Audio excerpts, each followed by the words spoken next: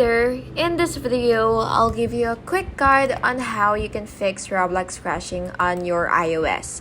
So the first thing that you will have to do is basically just do the general troubleshooting. So force close your app and press the home key twice on your device if you can, and then you could just swipe up your Roblox app preview panel to push it off the screen and close it. And you could also tap on the Roblox icon so you could open it back up.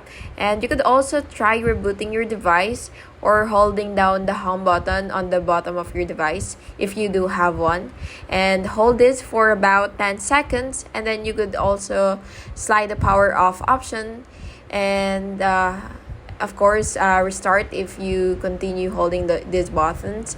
And you could also reopen the app or reinstall your app.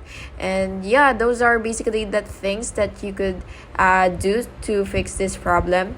And by the way, another tip, you could also clear your Roblox cookies. And then yeah, that's basically it, and I hope you found this video helpful, and I hope you actually fix the problem or the issues that you're currently facing